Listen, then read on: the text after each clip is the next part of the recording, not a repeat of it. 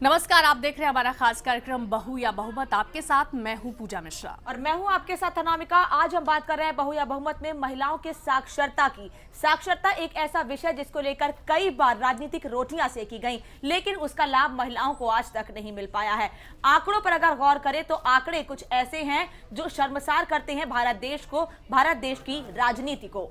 बिल्कुल, तो साक्षरता हमेशा से भारतीय राजनीति में एक अहम मुद्दा रहा है और ये भी सच है कि जहां जहां महिलाओं की साक्षरता दर बढ़ी है वहां वहां विकास के पैमाने भी नजर आए हैं। चाहे कोई भी क्षेत्र हो, महिलाओं का विकास के साथ साथ देश के विकास में भी प्रगति नजर आई है, गतिशीलता नजर आई है।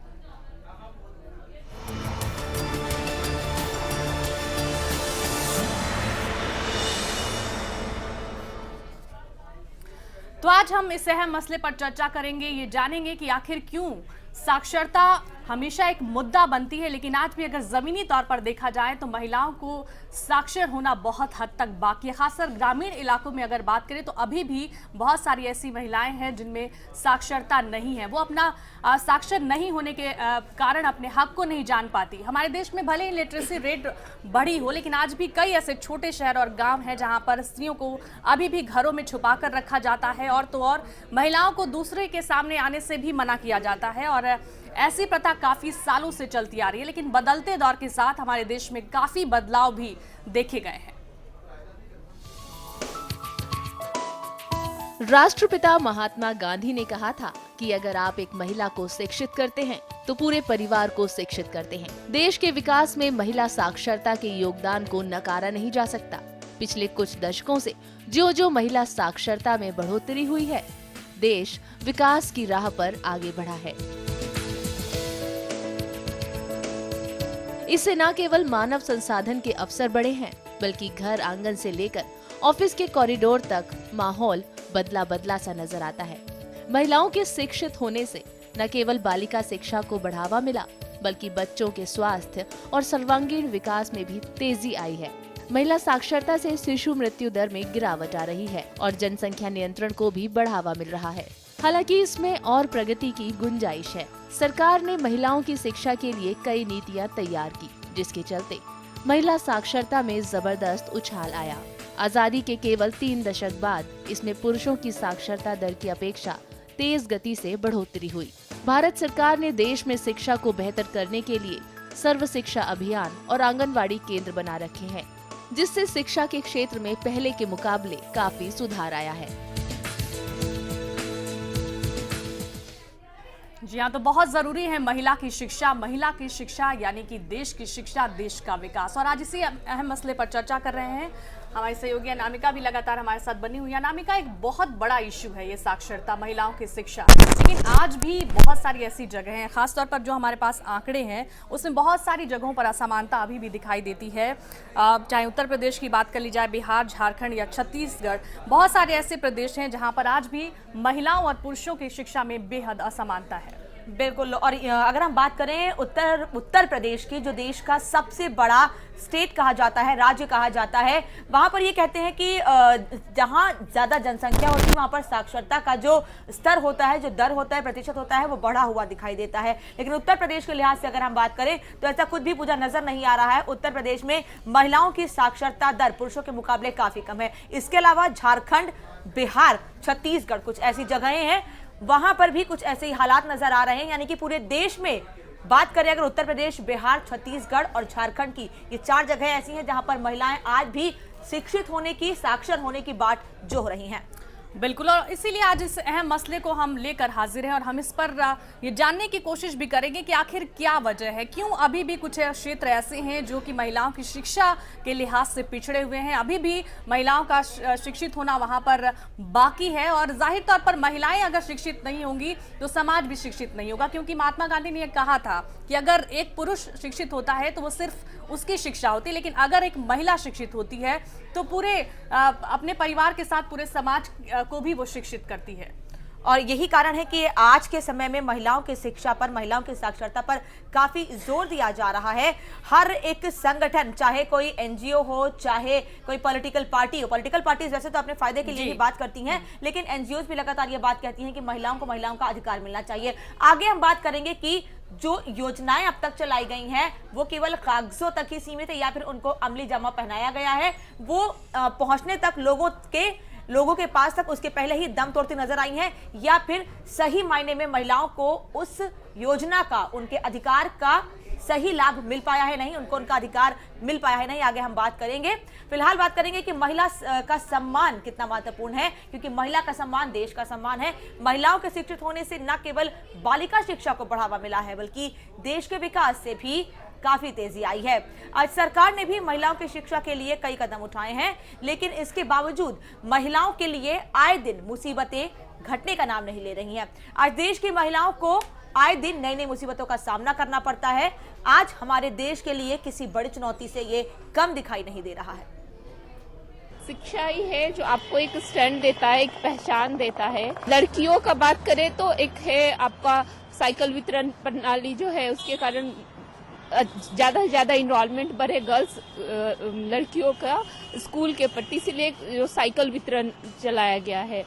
और एक आपका है जो 10th पास करती हैं, फर्स्ट डिवीजन आती हैं, तो उनको कुछ है छात्रवृत्ति मिलता है, 10,000 है। तो ऐसे स्कीम्स हैं गवर्नमेंट के, पर ये बात है कि आप अवेयर कितनी है हमारी गांव के, जिनके लिए शिक्षा अभी तक इनरिच नहीं हुआ, उनके लिए कितनी अवेयर है कि हमारे पास ये स्कीम है, ये जरूरी है हमारे लिए। शिक्षा बहुत जरूरी है महिलाओं के लिए। ऐसा लोगों का परसेप्शन है कि जो पुराने ख्याल के लोग हैं वो सोचते हैं कि लड़कियों को पढ़ाना अच्छी बात नहीं है, लड़कियों को तो अल्टीमेटली घर का काम करना होता है। लेकिन आजकल के मॉडर्न युग में ऐसा नहीं है, क्योंकि अगर हम लोग लड़कियों को शिक्षा देंगे तो वो इंडिपेंडेंट बनेगी, उनकी सोच बदलेगी। और जैसा कि बोला जाता है कि अगर एक महिला पढ़ी लिखी है तो वो अपने परिवार के सारे सदस्यों को पढ़ाएगी, उसका परिवार डेवलप होगा, हमारा देश डेवलप होगा, हम और आगे बढ़ेंगे। जहाँ हम लोग इंडिया जैसे कि अभी डेवलपिंग कंट्री है, तो इसको और डेवलप कंट्री बनाने के लिए ये बहुत जरूरी है कि यहाँ की महिलाएं शिक्षित हों। बहुत ज़्यादा महत्वपूर्ण है, क्योंकि आजकल जिस तरह से लड़कियों को सताया जा रहा है और सेपरेशन वगैरह बढ़ रहा है, तो उनको अपने पैर पे खड़े होने के लिए बहुत ज़रूरत है। सरकार इस क्षेत्र में बहुत प्रयास कर रही है। अभी स्कूल का जैसे कि एक ऐड आता है, टन टन टन घंटी बजी, चलो स्कूल हमको पुकारे, तो इसमें सबों के शिक्षा के लिए प्रयास किया जा रहा है। महिलाएं और बच्चे, जिसमें पुरुष भी आते हैं सबके, लेकिन महिलाओं के लिए विशेष प्रचार प्रसार किया जा रहा है। गांव-गांव तक सरकार उनके लिए स्कूल खोल रही है, उन स्कूल में मिड डे मील की व्यवस्था की गई है और उनको स्कूल जाने के लिए प्रोत्साहित किया जा रहा है। तो ये सब और भी बहुत सारी प्रयास किए जा रहे हैं। लड़कियों की शिक्षा के लिए सरकार ने कदम तो उठाए हैं, पर हर जगह अमल नहीं हो रहा है उतना। स्कूल में बढ़ावा मिला है, साइकिल वगैरह का जो चलन चला है वो सब बहुत सपोर्टिव है।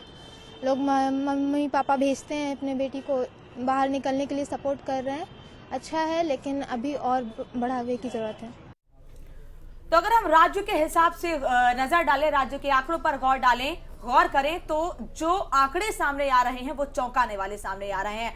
सबसे पहले बात करेंगे हम उत्तर प्रदेश की, जहां पर महिलाओं की साक्षरता का जो अब तक आंकड़ा निकलकर सामने आया है साल 2011 की जनगणना के आधार पर, वो 69.72% रहा है, जो जाहिर सी बात है पूजा काफी चौंकाने वाला है। और इसमें महिलाओं की साक्षरता प्रतिशत जो है वो बेहद कम है। महिलाओं की साक्षरता सिर्फ 59.26% ही है, जो कि बहुत कम है। जिस तरीके से उत्तर प्रदेश देश का सबसे बड़ा राज्य है, वहां की अगर साक्षरता का हिस्सा ये है महिलाओं का, तो समझा जा सकता है कि और देशों में क्या स्थिति होगी।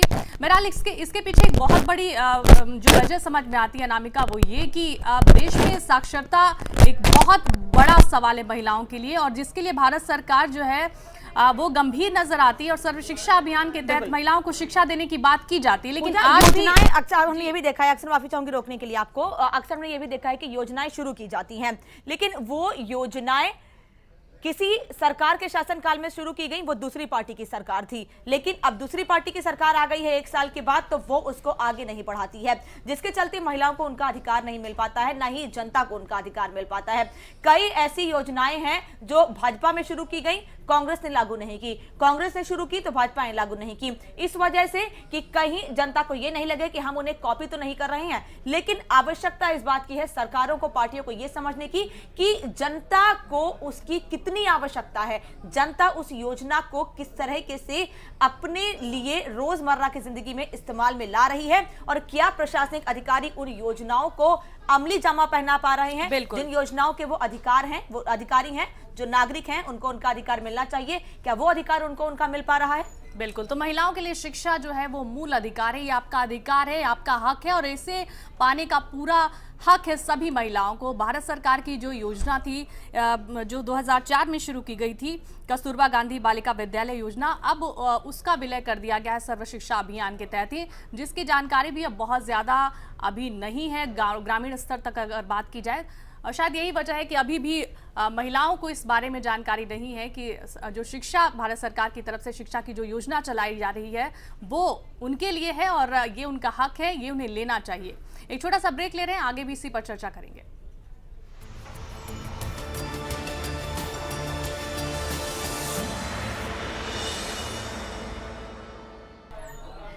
तो ब्रेक के बाद एक बार फिर से आपका स्वागत है और आज हम इसी अहम मसले पर लगातार चर्चा कर रहे हैं कि महिलाओं के लिए साक्षरता कितनी ज़रूरी है। अगर महिलाएं साक्षर होंगी, महिलाएं शिक्षित होंगी तो अपने अधिकार को समझ पाएंगी और साथ ही ये भी जान पाएंगी कि उनके क्या क्या उनके लिए सरकार की तरफ से योजनाएं चलाई जा रही हैं। सरकार अगर अपना मैनिफेस्टो बनाती है तो उन मैनिफेस्टो में उनके लिए क्या कुछ है, ये सब तभी संभव हो पाएगा जबकि महिलाएं साक्षर हों। पूजा, हमारी सहयोगी इस वक्त हमारे साथ जुड़ी हुई है पल्लवी दिल्ली से, और दिल्ली की महिलाएं, ये कहा जाता है कि पढ़ी लिखी कामकाजी महिलाएं हैं, वो ज्यादा समझती हैं कि एक महिला अगर शिक्षित नहीं है, साक्षर नहीं है तो उन्हें किन किन परेशानियों का सामना करना पड़ता है घर से बाहर निकलने में। इवन अगर वो घर में रह रही है, घर में कैसी परेशानियों का सामना करना पड़ रहा है।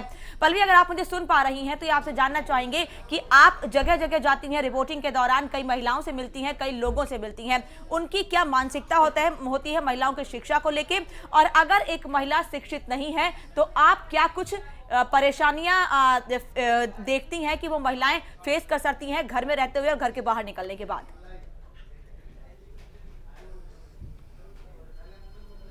जी बिल्कुल अनामिका, हम आपको बता दें कि अगर यहाँ पर देखा जाए वुमेन लिटरेसी का जो रेट है, जिसके हिसाब से ये कहा जाता है कि पॉलिटिकल, सोशल, इकोनॉमिकल तीनों पर इफेक्ट पड़ता है इसका। अगर महिलाएं जो शिक्षित है तो काफ़ी वो घर में भी बहुत अच्छे तरीके से अपने काम को संभाल सकती है, बाहर भी और पॉलिटिकली भी। तो यहाँ बहुत सारी लड़कियाँ और महिलाएं भी हमारे साथ आई, उनसे जानने की कोशिश करते हैं कि कितनी ज़रूरी है महिलाओं की शिक्षा। जी, आप क्या कहना चाहेंगी, कितना ज़रूरी मानती है महिलाओं की शिक्षा को लेकर के?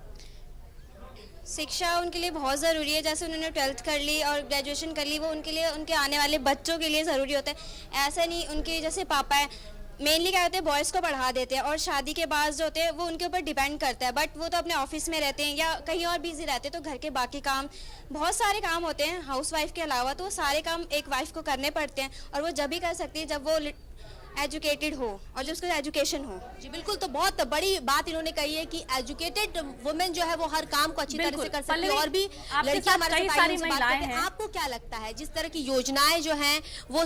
जी आपके साथ कई सारी महिलाएं हैं, हर उम्र की, हर तबके की महिलाएं आपके साथ नजर आ रही हैं। उनसे ये जरूर पूछिए पल्लवी कि आज के दौर में भी एक महिला होने के नाते उन्हें किस किस तरह की परेशानियों से दो चार होना पड़ता है। अगर शिक्षा के लिहाज में बात की जाए तो उनके परिवार में, खुद के परिवार में किस किस तरह की परेशानियां होती हैं। अगर वो एक लड़की हैं तो क्या उनके पेरेंट्स भी चाहते हैं कि वो भी लड़कों की तरह पढ़ाई करें? क्या आज भी जो असमानता है वो बनी हुई है या फिर ये अब धीरे धीरे खत्म हो रही है? उन्हें किस तरीके से इसे फेस करना पड़ता है, ये जरूर जानिए।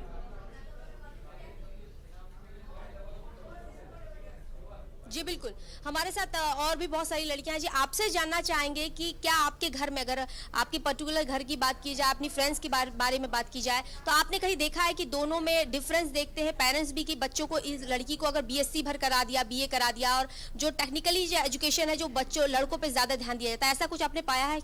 जी हाँ, बहुत जगह पे यही होता है कि बॉयज़ को ज़्यादा पढ़ाते हैं और गर्ल्स को नहीं पढ़ाते हैं और कहते हैं कि पढ़ के क्या करना है, घर में ही काम करना है। तो ये बात बहुत गलत सी लगती है क्योंकि दोनों की ज़रूरत होती है।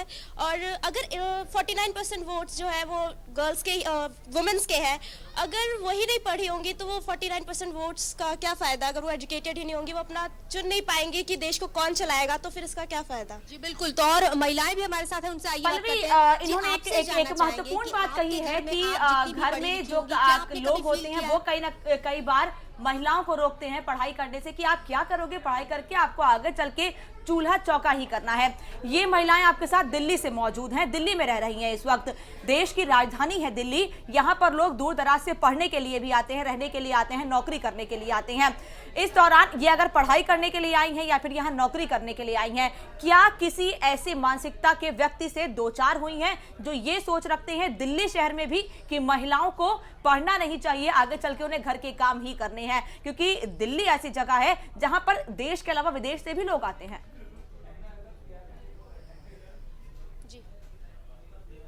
जी बिल्कुल। हमारे साथ एक और युवती है, उनसे बात करते हैं। जी, आपसे जानना चाहेंगे, चूंकि ये दिल्ली है, दिल्ली का जो साक्षरता रेशियो है वो बहुत ज्यादा है, बावजूद इसके आपको क्या कभी ऐसा महसूस हुआ कि दिल्ली में रहने के बावजूद भी आप किसी ऐसे व्यक्ति से दो चार हुई जिनकी सोच भी ऐसी हो, जो महिलाओं की शिक्षा को लेकर ज्यादा तवज्जो नहीं देता हो, या आपकी फैमिली में या आपके फ्रेंड्स सर्कल में ऐसा कुछ हुआ है? हाँ जी, हुआ है। बहुत काफ़ी इंसान मिलते हैं, बाहर जाते हैं तो ऐसे, हाँ, जिनकी सोच ठीक नहीं रहती। मतलब लड़कियों को सोचते हैं कि वो घर में रहें, ज़्यादातर घर में घर का काम करें, बाहर भेजना अच्छा नहीं लगता उन्हें। समझते नहीं है कि बाहर जाएंगी तो लड़कियां ये हो जाएगा वो हो जाएगा, ऐसा सोचते हैं वो।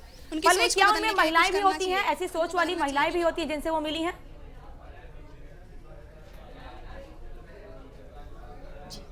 जी, आपसे जानना चाहेंगे कि क्या ऐसी सोच, जिस तरह की हम लोग बात कर रहे हैं, ऐसी सोच में क्या महिलाएं भी इसमें शामिल होती है? क्योंकि महिलाएं ही, कहा जाता है कि महिला सबसे बड़ी दुश्मन होती है महिला की। तो क्या आप इससे इत्तेफाक रखती है? क्योंकि जो घर की माँ बहनें ही होती हैं वो ही अपनी बेटियों को पढ़ने नहीं देती है, वो कहती है बच्चों को ज्यादा पढ़ाओ। क्या आप इससे इत्तेफाक रखती हैं? हाँ जी, क्योंकि मैं जिस गांव में रहती हूँ वहाँ पे बहुत सारी मतलब मेरी फ्रेंड्स की मम्मियाँ हैं, वो उनको मतलब घर से बाहर 12th के बाद वो उनको कॉलेज जाने ही नहीं देती। वो कहती कि कॉलेज जाएंगी बिगड़ जाएंगी, ऐसा ऐसा उनका मानना होता है, तो ऐसा होता है। जी बिल्कुल, इनका बिल्कुल ऐसा। जी, क्या कहना चाहिए मैम? क्योंकि वो ऐसा करती है, ज़्यादातर महिलाएं ही होती है, क्योंकि उन्हें ऐसा बिल्कुल। environment पल्लवी, नहीं आपके मिला पास होता है। लौटेंगे, और जब लौटेंगे आपके पास तो ये जरूर जानना चाहेंगे कि महिलाएं क्या समझती हैं कि इसके पीछे क्या वजह है, जो मानसिकता है क्या उसमें अभी भी बदलाव नहीं आया है, या फिर और क्या रीजन है इसके पीछे, ये आपसे जानेंगे जब आपके पास लौटेंगे। लेकिन फिलहाल आपको बता दें कि बड़े शहरों में भले ही महिलाओं की शिक्षा के कई केंद्र हैं, लेकिन छोटे शहर और गांव में महिलाएं अपनी बहुमत की ताकत से आज भी अनजान है। वो इस बात से अब भी कोसों दूर हैं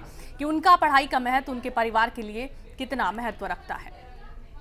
जब अभी महिला के लिए बोल रहे हैं, मगर जो बोल रहे हैं वो कर नहीं रहे। जो शिक्षण की बात कर रहे हैं वो, मगर पूरे गुजरात में शिक्षण इतना महंगा हो गया है तो महिला कैसे पढ़ेगी? बाहर आना जाना मुश्किल हो गया है, सब चीज़ें बहुत महंगी हो गई है, कहाँ से वो ले सकेगी? आजकल बहुत सारा महंगाई हो गया है, तो महिला को ये सब करने में बहुत कठिन पड़ रहा है। अभी जो हम सुनते जा रहे हैं कि उसकी छेड़छाड़ की जाती है, उसके पर अत्याचार हो रहा है, सासू देश प्रथा के लिए उसके मार डालती है, को जला देती है उसके लिए। तो ये कानून के लिए अगर अकेली हो सकती है, अगर पढ़ी लिखी होती तो अपना कानूनी लड़की अपनी शिक्षा के बारे में वो लड़ सकती है। इसलिए बहुत महत्व है ये महिलाओं के लिए, शिक्षा बहुत ज़रूरी है। और ये शिक्षा अभी गवर्नमेंट ने तो माफ़ी किया है, लेकिन वो बढ़ावा देना चाहिए। यानी कि जब हम गांव में जाते हैं तो और लड़कियां पढ़ नहीं सकती, क्योंकि हम लड़कियों को नहीं पढ़ाएंगे। क्यों नहीं पढ़ाएंगे बाबा? क्यों? अभी तो गांव में तो बहुत सारा ये बनता है। ये अच्छे स्ट्रांग टीचर होना चाहिए, स्ट्रांग प्रिंसिपल होना चाहिए, स्ट्रांग शिक्षण विभाग होना चाहिए, शिक्षण अधिकारी एकदम स्ट्रांग होना चाहिए कि उनके लिए सारी सुविधाएं होनी चाहिए स्कूल के अंदर, के बच्चों को कोई परेशानी ना होवे, लड़कियां असुरक्षित ना रहें, उनको यानी उनके वालियों को आकर उनकी कंप्लेन ना होनी चाहिए कि हमारे बच्चे असुरक्षित हैं। इस तरह से यानी सरकार को पूरी सुविधाएं देनी चाहिए। अपने समाज में ऐसा माना जाता है कि लड़कियों को छल्ले चूल्हा चौका संभालना है, इसलिए उसको पढ़ाई नहीं करानी है। लेकिन इस ज़माने में पढ़ाई बहुत ज़रूरी है। अगर वो पढ़ती नहीं है तो अपने बारे में कोई डिसीजन ले नहीं पाती। अपना अगर पढ़ी लिखी होती है तो अपना क्या करना है, अपना भविष्य कैसे करना, अपनी लाइन कौन सी चुननी, वो अपना कर्तव्य समझ के कर सकती है। वो अपना कर्तव्य भी निभाती है, चूल्हा भी संभालती है, पढ़ाई भी करती है और संसार भी संभालती है। इसलिए औरत अगर पढ़ी लिखी होगी तो अपना हर फैसला आसानी से ले पाएगी। सरकार ने कदम तो उठाए है, लेकिन केंद्र सरकार उठाती है, राज्य सरकार कोई उसका उपयोग नहीं करता। महिलाओं को देने की जो टिकट होती है उसमें भी नहीं दे पाते वो लोग। महिला को जो 35% देना है उसमें भी टिकट नहीं मिल रही है। महिला शिक्षण तो बहुत जरूरी है, इतना ज़रूरी है कि महिला को अपने आप पर भी वो विश्वास होना चाहिए। पढ़ी लिखी होती है ना तो अपने आप पे वो भरोसा कर सकती है कि मैं कर सकूंगी, वो कर सकूंगी। इसीलिए पढ़ना तो बहुत ज़रूरी है। ऐसी डिमांड है कि जो लड़कियां होती है, बच्चियां होती है, उसको मुफ्त में पढ़ाना चाहिए, सब फैसिलिटी मुफ्त में देनी चाहिए जो बच्चियां होती है उसको। लेकिन ऐसा कुछ होता नहीं है। बोलते हैं कि हम मुफ्त में पढ़ाते हैं, ये करेंगे वो करेंगे, लेकिन लेडीज़ के लिए ऐसी कोई सुविधा नहीं है।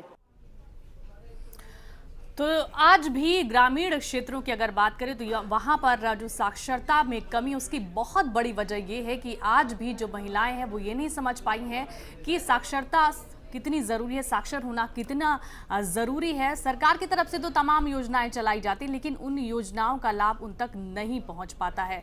अनामिका, आपको क्या लगता है कि क्या वजह है? क्या मानसिकता में बदलाव आया है या अभी भी जो महिलाएं हैं उनकी मानसिकता भी नहीं बदली है?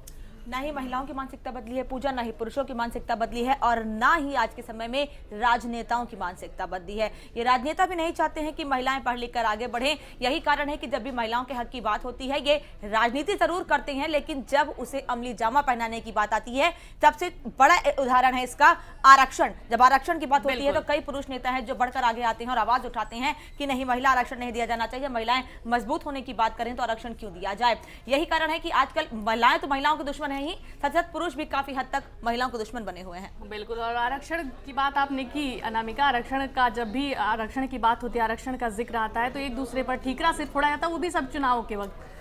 बिल्कुल। और राजनीति इसका महत्वपूर्ण कारण है कि जिसके चलते महिलाओं को उनका अधिकार नहीं मिल पा रहा है। कल फिर हाजिर होंगे हमारे खास कार्यक्रम बहु या बहुमत में, लेके कुछ एक नया मुद्दा, नए विषय के साथ, और कोशिश करेंगे कि वो जो समस्या है उसका जल्द ही हल निकल कर सामने आए।